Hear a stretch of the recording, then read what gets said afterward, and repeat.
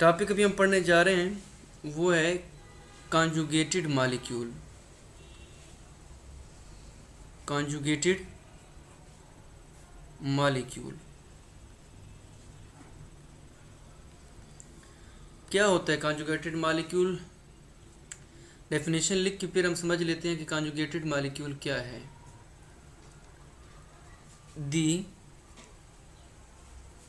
Type of molecule that is formed by combination of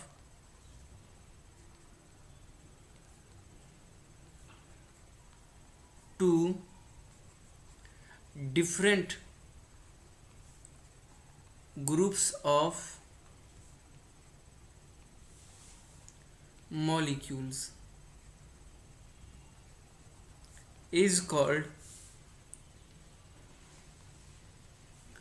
conjugated molecule, is called as conjugated molecule। ये definition क्या कह रहा है यकीनन फिलहाल आपको समझ में नहीं आया। अभी तक हम इस चैप्टर के अंदर कुछ बायोलॉजिकल मॉलिक्यूल के बारे में पढ़ चुके हैं। जैसा कि एक बायोलॉजिकल मॉलिक्यूल है उसे कहा जाता है कार्बोहाइड्रेट। तफसील में हम पढ़ चुके हैं कार्बोहाइड्रेट के अंदर कौन से फंक्शनल ग्रुप होते हैं, वो पढ़ चुके हैं। फिर हम दूसरा पढ़ चुके हैं, एक बायोलॉजिकल मॉलिक्यूल है उसे कहते हैं प्रोटीन। फिर एक और है उसे कह देते हैं लिपिड। फिर सबसे जो इम्पोर्टेंट है उसे कह देते हैं न्यूक्लिक एसिड। अब आप लोग समझ चुकी हैं कि जो कार्बोहाइड्रेट हैं वो प्रोटीन से मुख्तलिफ होते हैं, प्रोटीन लिपिड से मुख्तलिफ हैं और लिपिड न्यूक्लिक एसिड से मुख्तलिफ हैं। हर एक मालिक्यूल दूसरे मालिक्यूल से डिफरेंट है, वेरी करता है। लेकिन अल्लाह ने क्या किया हुआ है, कार्बोहाइड्रेट को प्रोटीन के साथ भी मिलाया हुआ है, कार्बोहाइड्रेट को लिपिड के साथ भी मिलाया हुआ है, प्रोटीन को न्यूक्लिक एसिड के साथ मिलाया हुआ है। यानी कि ये अलग अलग नौइयत के मालिक्यूल हैं, ये अलग अलग मालिक्यूल्स हैं, ये आपस में भी जुड़ जाते हैं, मिल जाते हैं और जुड़ने के बाद नए नौइयत की मालिक्यूल बनाते हैं। उस नए नौइयत के मालिक्यूल को कॉन्जुगेटेड मालिक्यूल कहा जाता है। तो हम ये बात यहाँ पे लिखेंगे, ये समझ में तो आया होगा कि ये मालिक्यूल आपस में कैसे जुड़ जाते हैं। These molecules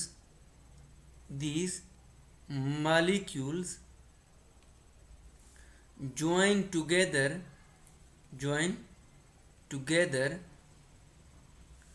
by covalent bond। ये कोवलेंट बॉन्ड के ज़रिए से आपस में जुड़ जाते हैं। फॉर एग्ज़ाम्पल जो कार्बोहाइड्रेट है वो लिपिड के साथ जुड़ रहा है, कार्बोहाइड्रेट लिपिड के साथ मैं जोड़ रहा हूँ, तो इससे एक मालिक्यूल बनेगा। उस मालिक्यूल को कहा जाएगा ग्लाइकोलिपिड।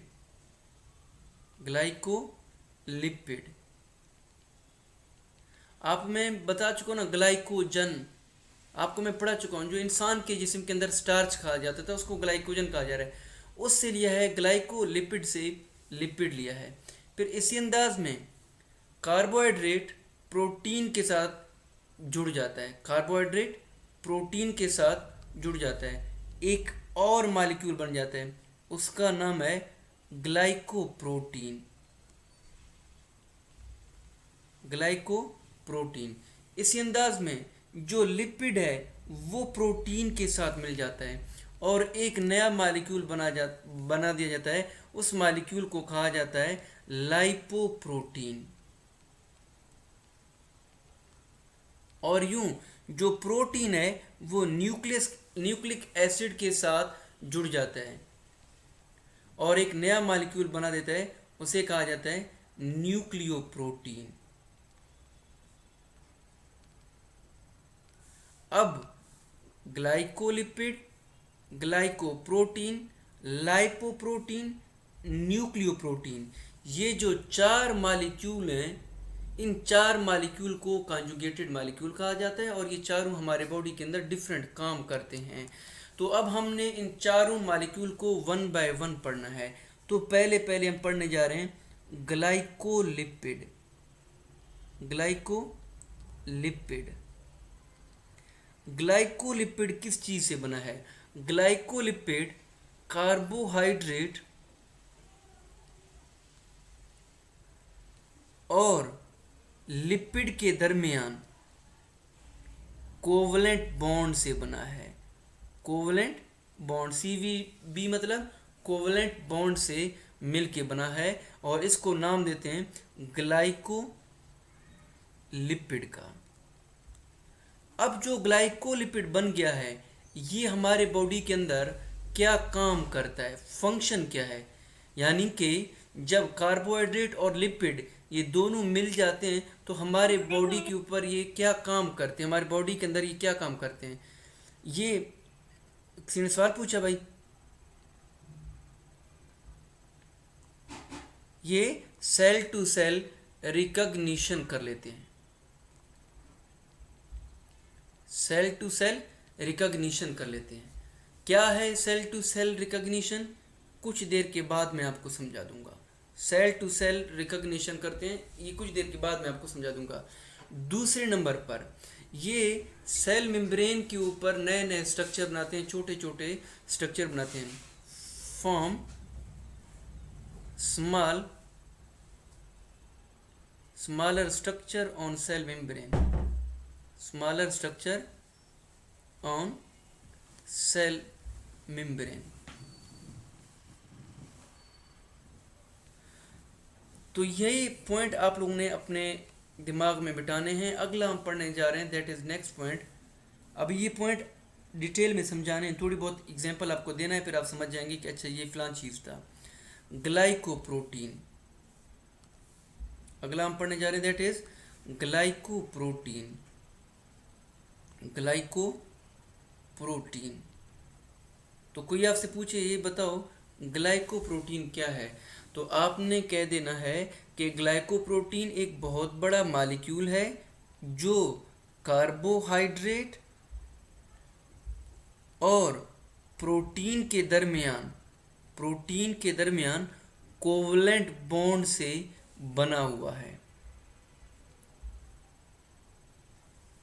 अच्छा, तो ये मॉलिक्यूल हमारे बॉडी के ऊपर काम क्या करता है, फंक्शन की हम बात कर रहे हैं कि ये मॉलिक्यूल हमारे बॉडी के अंदर काम क्या करता है।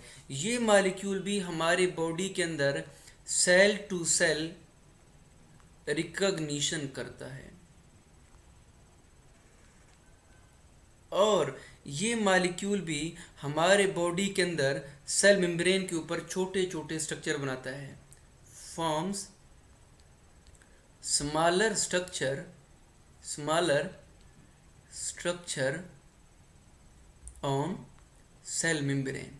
अब आप लोग कंफ्यूज हो गए हैं कि ऊपर वाले का भी सेम फंक्शन है, नीचे वाले का भी सेम फंक्शन है, ये कैसे? ज़रा याद रखना, 10th क्लास में मैं आपको ब्लड ग्रुप का चैप्टर पढ़ा चुका हूँ, ब्लड ग्रुपिंग का सिस्टम बता चुका हूँ। मैंने आपको वहाँ पे क्या समझाया, मैं आपको वहाँ पे ये समझ जा चुका हूँ कि इंसान का जो रेड ब्लड सेल है उसके सेल मेम्ब्रेन के ऊपर एक मॉलिक्यूल लगा हुआ होता है जिसका एक टेल होता है, एक दुम होता है। उस टेल के ऊपर एक गोल सा स्ट्रक्चर या हेड लगा होता है। अब इस पूरे स्ट्रक्चर को हम नाम देते हैं एंटीजन का, एंटीजन का इसको नाम देते हैं। अगर ये एंटीजन गोल है, इसका ऊपर वाला हिस्सा गोल है, तो हम नाम देते हैं एंटीजन ए। अगर ये चौरस है ऐसे, तो हम कह देते हैं एंटीजन बी। तो क्या हो रहा है, आप इसके गोल होने और इसके चौरस होने की बुनियाद पर सेल को पहचान जाते हो, एक सेल से दूसरे सेल को पहचान जाते हो। सेल टू सेल रिकॉग्निशन करते हो। तो हम यहाँ पर एग्जाम्पल लिख रहे हैं, एग्जाम्पल कि ग्लाइकोप्रोटीन हमारे बॉडी के अंदर कौन सा होता है, एंटीजन जितने भी होते हैं वो सारे के सारे ग्लाइकोप्रोटीन होते हैं, जिसकी वजह से हम लोग क्या करते हैं, ब्लड ग्रुपिंग कर लेते हैं, ब्लड ग्रुपिंग कर लेते हैं। Very good. और मैं आगे आपको ये भी बता चुका हूं कि जब वाइट ब्लड सेल के ऊपर एंटीजन ए हो, रेड ब्लड सेल्स के ऊपर एंटीजन ए होगा, तो जो वाइट ब्लड सेल्स होंगे, जो वाइट ब्लड सेल्स होंगे, वहाँ से जो एंटीबॉडी बनेगा, वो एंटीबॉडी कौन सा होगा, तो आपके दिमाग में फौरन आ रहा होगा बी बनेगा। तो बेटा याद रखना, जो एंटीबॉडी बना है, जो एंटीबॉडी बना है वो हमेशा क्या होगा, ग्लाइकोलिपिड होगा। Example is antibody. अब एंटीबॉडी को पता होता है कि मेरा एंटीबॉडी बी है, तो ये अपने फ्रेंड्स दूसरे एंटीबॉडी बी को ढूंढेगा। तो एंटीबॉडी भी क्या कर रहा होता है, सेल टू सेल को रिकॉग्नाइज करता है। तो हमारे बॉडी के अंदर जितने भी एंटीजन हैं वो ग्लाइकोप्रोटीन हैं, और जो एंटीबॉडीज हैं वो ग्लाइकोलिपिड हैं, और दोनों का काम एक है, सेल टू सेल को पहचान जाना। हम सेल को पहचान के फिर हमें पता चल जाता है कि हमारा ब्लड ग्रुप कौन सा है। अगला हम पढ़ने जा रहे हैं कॉन्जुगेटेड मॉलिक्यूल, तीसरा टाइप लाइपोप्रोटीन। तीसरा टाइप है, हम उसको पढ़ने जा रहे हैं, दैट इज लाइपोप्रोटीन।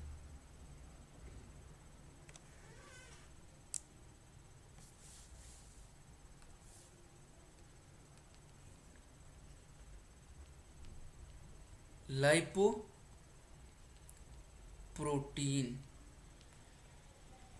अब समझ चुके हैं कि ये मॉलिक्यूल लिपिड प्लस प्रोटीन के कोवलेंट बॉन्ड से मिल जाने की वजह से बन जाता है, इसे कहते हैं लाइपोप्रोटीन। और याद रखना, जो लाइपोप्रोटीन है वो यूजुअली प्लाज्मा के अंदर होता है। It is usually present in the plasma. हो सकता तो आप लोग भूल जाएं कि प्लाज्मा क्या चीज़ है। जब मैं आपको चैप्टर नंबर 1 10th क्लास में पढ़ा रहा था, तो मैंने आपको क्या कहा, जो ब्लड है वो ब्लड सेल्स प्लस प्लाज्मा से बना है। प्लाज्मा खून का फ्लूइड पार्ट होता है, वहाँ पर मैंने आपको पढ़ाया था, ये प्लाज्मा के अंदर होता है। It is present in the plasma. अब ये काम क्या करता है, अगर आपको याद हो, जब मैं लिपिड्स का चैप्टर पढ़ा रहा था, जब आपको मैं लिपिड का पोर्शन पढ़ा रहा था, तो वहाँ पर मैंने आपको स्टीरॉयड की एक टाइप बताई थी, उसको कहा था कोलेस्ट्रोल।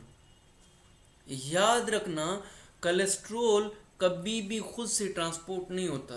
कोलेस्ट्रोल जाके लाइपोप्रोटीन के साथ मिल जाता है, और लाइपोप्रोटीन इस कोलेस्ट्रोल को प्लाज्मा के अंदर एक जगह से उठा के दूसरी जगह पे लेके चला जाता है। तो हम ये बात यहाँ पे लिखेंगे, लाइपोप्रोटीन ट्रांसपोर्ट्स क्या चीज़, कोलेस्ट्रोल। इसका काम क्या होगा भाई, कोलेस्ट्रोल को ट्रांसपोर्ट करना होगा। इसका फंक्शन क्या है भाई, इट ट्रांसपोर्ट्स दी कोलेस्ट्रोल। ये समझ में आया होगा। आखिरी हम पढ़ने जा रहे हैं न्यूक्लियोप्रोटीन। न्यूक्लियोप्रोटीन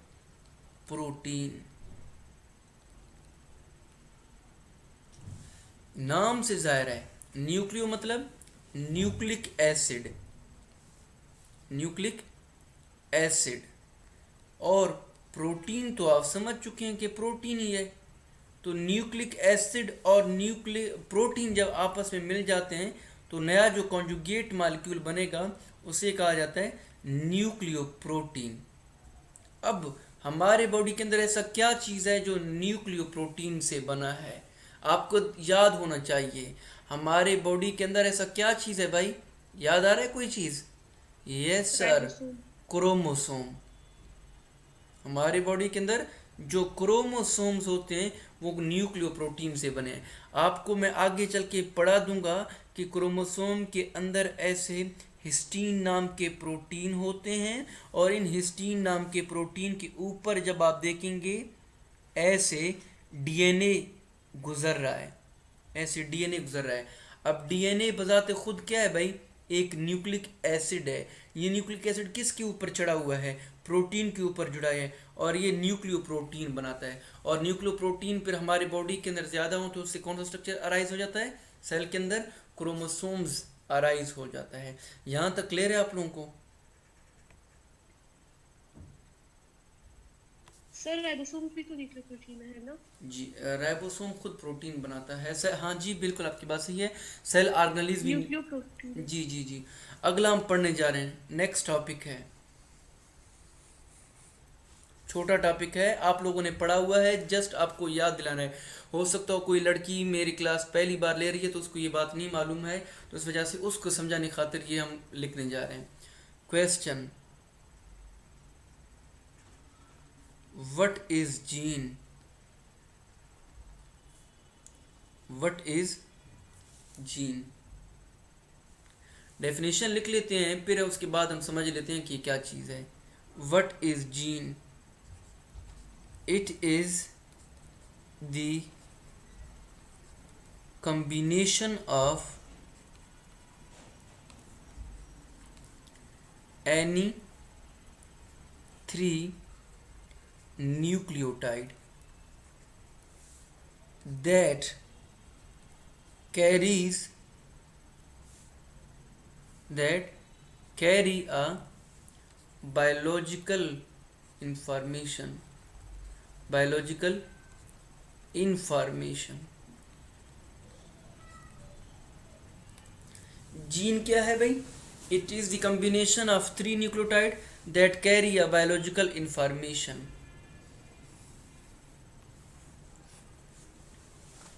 समझ में नहीं आया आपको? और यकीन करें मुझे भी समझ में नहीं आ रहा फिलहाल मैंने क्या लिखा है। इस कहानी को, इस कहानी को जो डब्बे के अंदर मैं बंद कर रहा हूँ, इसको समझने के लिए हमें क्रोमोसोम्स का स्ट्रक्चर समझना, सॉरी डीएनए का स्ट्रक्चर समझना है। इस कहानी को समझने के लिए हमें डीएनए का स्ट्रक्चर समझना है। परसों हमने पढ़ा था, वो था combination of composition of DNA, कि DNA is a polynucleotide molecule of deoxyribonucleic acid. ये आपको कैसा याद होगा, मैंने पढ़ाया था। आज स्ट्रक्चर हम पढ़ने जा रहे हैं, स्ट्रक्चर ऑफ डीएनए। उसके लिए हमने वाटसन और क्रिक मॉडल को पढ़ना है।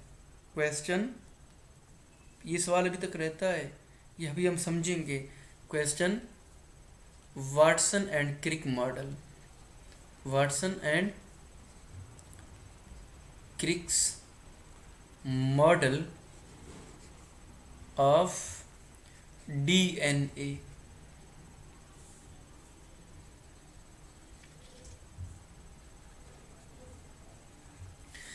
वाटसन और क्रिक 1952 में कैम्ब्रिज यूनिवर्सिटी के दो प्रोफेसर्स थे। इन दोनों ने पहली बार डीएनए की शेप बता दी कि डीएनए का शेप कैसा होता है। तो हम डायरेक्ट पॉइंट्स लिखने जा रहे हैं। उन्होंने क्या कहा कि DNA is composed of two polynucleotide strands, polynucleotide strands।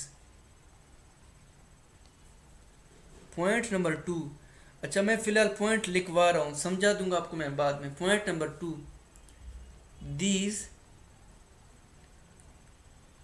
two strands twist around each other,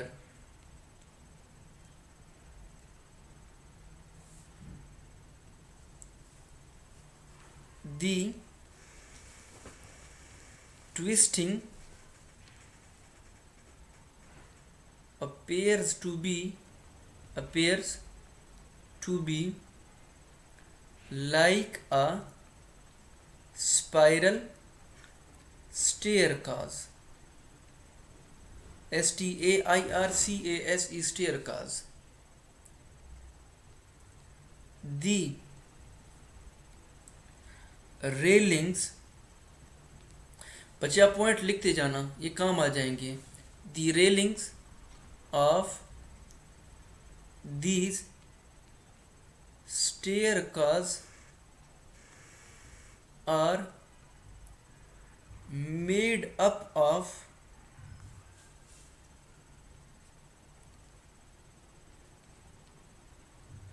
deoxyribose sugar,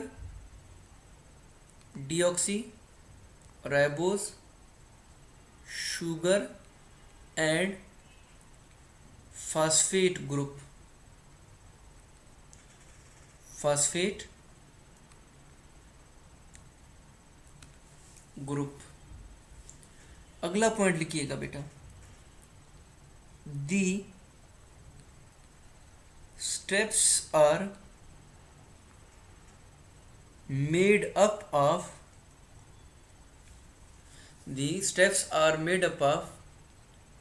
nitrogen bases. The steps are made up of nitrogen bases. Hiba मत करो भाई. The steps are made up of nitrogen bases. अगला point number 6. चलें बच्चे, ये point मैं अभी तक लिखवा रहा हूँ, समझा नहीं रहा हूँ, लेक्चर लिखवा रहा हूँ, आगे हम समझेंगे इनको. Point number 6. In each step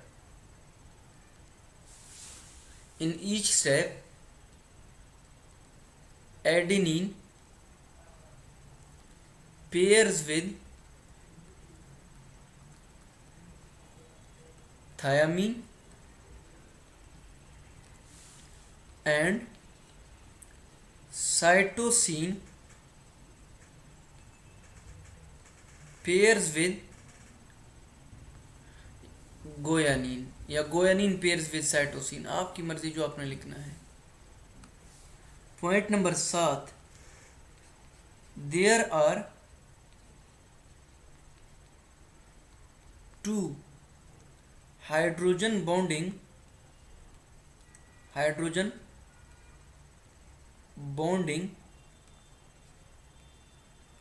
between adenine and thiamine, while 3 hydrogen bonding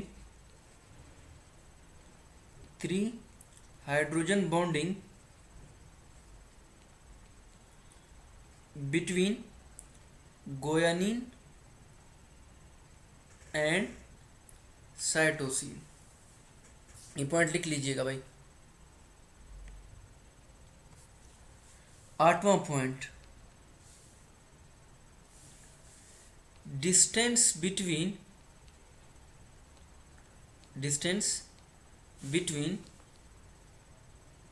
two closely nucleotide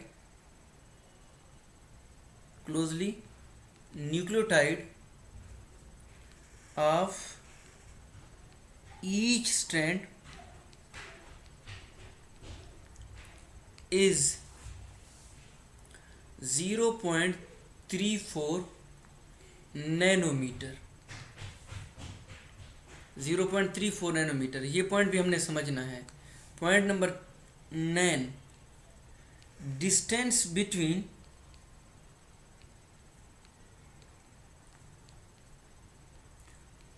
to strands is 2 nanometer. Point number 10. Distance at a single turn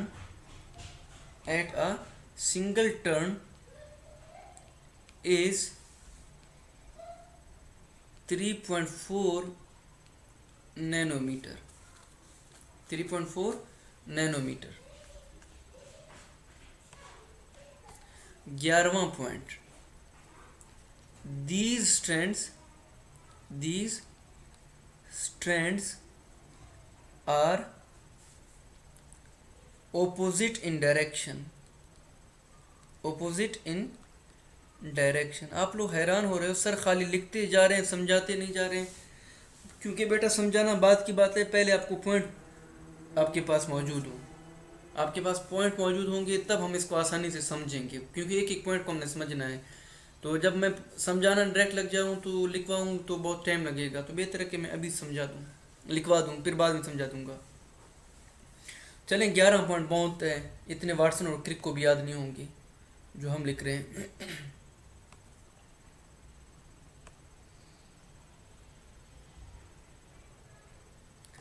अगर आपको 2 दिन पहले का लेक्चर याद हो, मैंने आपको न्यूक्लियोटाइड चेन बताया था, पॉली न्यूक्लियोटाइड चेन बताया था।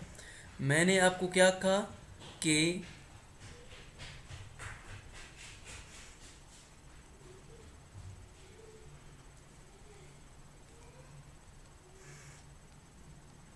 एक न्यूक्लियोटाइड कैसे बनता है। एक न्यूक्लियोटाइड के अंदर डीऑक्सीराइबोज शुगर होता है, उसके कार्बन नंबर 1 पर नाइट्रोजन बेस लगता है और कार्बन नंबर 5 पर फास्फेट ग्रुप लग जाता है। और मैंने आपको क्या कहा था, पॉलीन्यूक्लियोटाइड कैसे बनता है। आपने क्या कहा कि उस न्यूक्लियोटाइड के नीचे उसी तरीके से एक और न्यूक्लियोटाइड आ जाता है जिसके कार्बन नंबर 1 पर नाइट्रोजन बेस और कार्बन नंबर 5 पर H3PO4 यानी फास्फेट लग जाता है।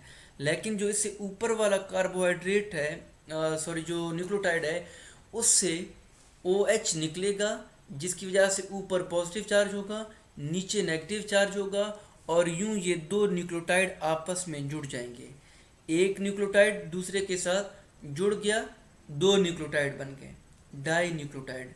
तीसरा जुड़े, ट्राई न्यूक्लियोटाइड। चौथा जुड़े, टेट्रा न्यूक्लियोटाइड। जब लाखों लगे तो क्या होगा, पॉली न्यूक्लियोटाइड होगा।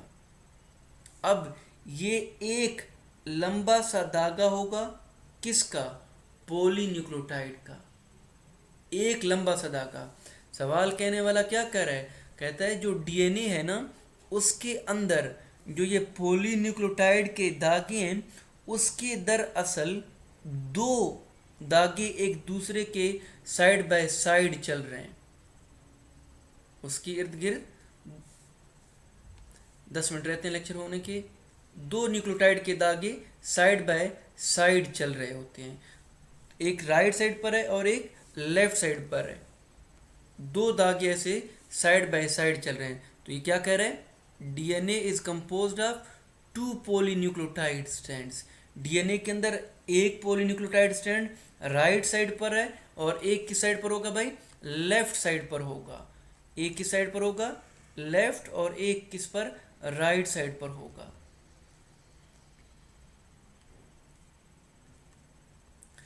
और आगे चल के वो क्या कह रहा है कि यार ये जो दोनों न्यूक्लियोटाइड है ना, ये जो स्ट्रैंड्स हैं, ये जो धागे हैं, ये सीधे नहीं हैं, ये एक दूसरे के ऊपर ट्विस्ट हैं, बल्कार हैं। जैसे एक रस्सी बनाते हो, रस्सी के एक हिस्सा दूसरे के ऊपर आप ऐसे मोड़ देते हैं। बालों की चोटी बना रहे होते तो राइट साइड के बालों को लेफ्ट साइड के ऊपर आप मोड़ देते हैं। तो ये क्या कह रहा है आगे, ये कह रहा है कि ये दोनों स्ट्रैंड्स बजाय सीधा हो जाने के एक दूसरे के ऊपर ट्विस्ट कर रहे हैं, बल कर रहे हैं। यूं ये ट्विस्ट कर रहे हैं। These two strand twist around each other. और ट्विस्टिंग कुछ इस अंदाज में हो जाती है कि हमें एक गोल घूमती हुई सीढ़ी की तरह का स्ट्रक्चर महसूस होता है। ऐसा लगता है कि हमें ये एक गोल घूमती हुई सीढ़ी की तरह का स्ट्रक्चर क्या होता है भाई, महसूस होता है। सीढ़ी की बात कर दिया कि डीएनए के 2 स्ट्रैंड्स होते हैं, 2 धागे होते हैं, वो एक दूसरे के ऊर लेपेट इस अंदाज में जाते हैं कि वो एक सीढ़ी की तरह का स्ट्रक्चर बनाते हैं। और जब हम बात सीढ़ी की करते हैं तो सीढ़ी के 2 पार्ट होते हैं। आमतौर पर तो सीढ़ी सीधे होते हैं, जहाँ पर हम पाँव रख देते हैं उस जगह को कहा जाता है स्टेप्स, जहाँ पर हम हाथ रख के ऊपर जा रहे होते हैं उस जगह को कहा जाता है रेलिंग्स। तो वो क्या कह रहा है कि जो रेलिंग्स होती हैं, जो ये साइड की पॉइंट्स होते हैं, इन्हें कहा जाता है रेलिंग्स। कहता है कि ये जो रेलिंग्स हैं जिसके ऊपर कर्सर घूम रहा है, इस रेलिंग्स के अंदर न्यूक्लियोटाइड का कौन सा पोर्शन आ रहा है, डीऑक्सी राइबोस शुगर और फास्फेट पोर्शन आ रहा है। यानी डीऑक्सी राइबोस शुगर और फास्फेट क्या करते हैं, इनके रेलिंग्स को बनाते हैं। किसको बनाते हैं भाई, रेलिंग्स को बनाते हैं।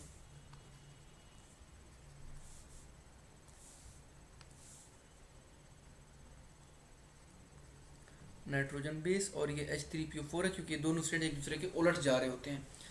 आगे चल के वो क्या कह रहे हैं, the railings of these strands are made up of deoxyribose sugar and phosphate group. Deoxyribose sugar और फास्फेट ग्रुप से बने। तो आगे क्या कह रहे हैं, steps are made up of nitrogen base. यहाँ पर भी नाइट्रोजन बेस है, यहाँ पर भी क्या है, नाइट्रोजन बेस है। यानी यहाँ पर नाइट्रोजन बेस स्टेप्स को बना रहे हैं। तो स्टेप्स किससे बने थे भाई, steps are made up of nitrogen bases. अब नाइट्रोजन बेसिस बहुत ख़ास अंदाज में मिल जाते हैं। अगर यहाँ पर प्यूरीन लगा हुआ है तो सामने के साइड पर पैरामाइडीन लगेगा, पैरामाइडीन लगेगा।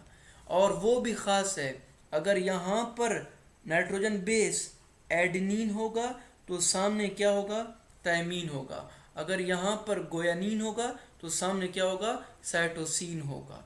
तो आपको मैंने 10th में एक फार्मूला बता दिया था, एट गर्ल्स कॉलेज। लड़कों को ये फार्मूला याद रहेगा क्योंकि बात यहाँ पे गर्ल्स की आ रही है। तो एट गर्ल्स कॉलेज यानी क्या मतलब है कि एडेनिन हमेशा किसके साथ बॉन्ड बनाएगा, थायमीन के साथ बॉन्ड बनाएगा। और एडेनिन और थायमीन के दरमियान में कितने बॉन्ड होंगे, 2 हाइड्रोजन बॉन्डिंग होंगे। अलबत्ता गोयानीन किसके साथ बॉन्ड बनाएगा, साइटोसिन के साथ बॉन्ड बनाएगा। और इनके दरमियान में कितने बॉन्ड होंगे, 3 बॉन्डिंग होंगे। तो कहने का मतलब क्या है भाई कि in each step adenine pairs with thymine and cytosine pairs with guanine. There are 2 hydrogen bonding between adenine and thymine and 3 hydrogen bonding between guanine and cytosine. आगे चल के क्या कह रहा है, आगे चल के क्या कह रहा है कि जो थायमीन है उससे नीचे इस वक्त क्या है, साइटोसिन है। इन दोनों के दरमियान में जो फासला है वो तकरीबन 0.34 नैनोमीटर के बराबर है, नैनोमीटर के बराबर है। इसी अंदाज में जो एडेनिन और गोयानीन के दरमियान का फासला, जिसको इस वक्त मैं ग्रीन कलर से शो कर रहा हूँ, इस फासले को पूरा करूँ, जो ग्रीन पोर्शन है, ये जो लंबाई है इसका कितना होगा भाई, ये 0.34 नैनोमीटर के बराबर होगा। गुड। और जब हम यूं एक गोलाई में नाइट्रोजन बेसिस को अरेंज करते जाएं तो हर एक गोलाई में तकरीबन 10 नाइट्रोजन बेसिस आ जाते हैं। कितने आ जाते हैं भाई, 10। ये अभी तक 4 हो गए, ये 5वां, ये 6ठा, ये 7वां, ये 8वां, ये 9वां और ये 10वां। तो क्या कह रहे हैं कि जो एक ट्विस्ट बन रहा है, एक गोलाई जो मुकम्मल तौर पर बन रहा है, इस एक गोलाई के अंदर जब आप गिनेंगे तो आपको 10 नाइट्रोजन बेस दिखाई दे देंगे। 1 2 3 4 5 6 7 8 9 10, 10 दिखाई दे देंगे। और यहाँ से लेके यहाँ तक जो पूरा फासला होगा वो 3.4 नैनोमीटर के बराबर होगा। तो ये बात यहाँ पे लिखा हुआ है, जरा देखें, distance at a single turn, distance at a single turn is 3.4 nanometre.